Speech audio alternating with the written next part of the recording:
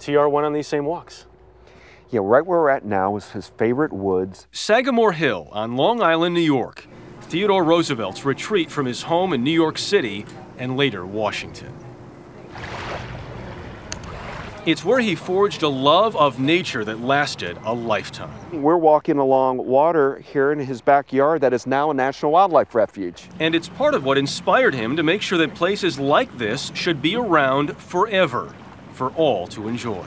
He believed what made the American unique and special was our wildlife and our nature and our getaway places. He protected 230 million acres. That is a staggering number.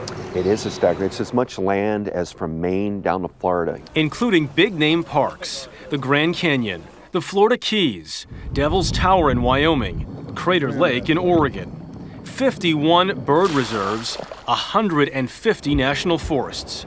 1 out of every 10 acres in this country.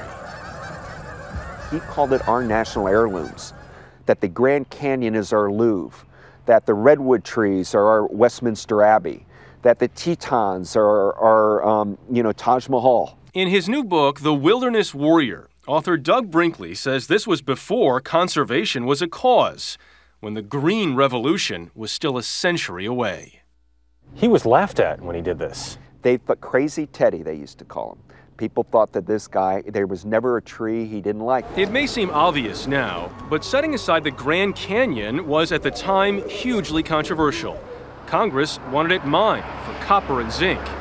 And when Roosevelt protected Washington State's Mount Olympus, loggers were outraged. Not that he cared. Roosevelt went so far as to say the #1 issue in America is conservation. Because if we don't save our own landscape, what are we going to have? He didn't just save land from big business, he turned it entirely over to animals, creating the Fish and Wildlife Service and wildlife preserves. He took vast millions of acres and said these belong to birds or these belong to moose. The big thing, if you had any interest in wildlife, was to get an audience with Roosevelt, because if you showed him pictures and said this species is in peril, he'd say, "Bully, let's save it, let's declare it." Roosevelt may be better known as a rough rider and hunter than as an environmental crusader, but Brinkley says those different personas aren't necessarily in conflict. The thing to keep in mind is that the first conservationists in America were hunters.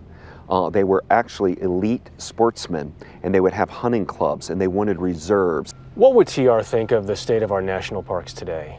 He'd be sadly shaken that we're not prioritizing them enough. The government's massive stimulus package does include more than $750 million to spruce up national parks. Nearly $11 million will go to the Grand Canyon, which Roosevelt saved all those years ago.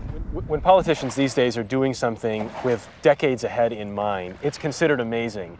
Roosevelt, it seems, was doing things with millennia in mind ahead of him. And that's his genius. He was thinking that far ahead. We now, as we're talking 100 years after he left the White House, we're only now catching up with the green legacy of Theodore Roosevelt.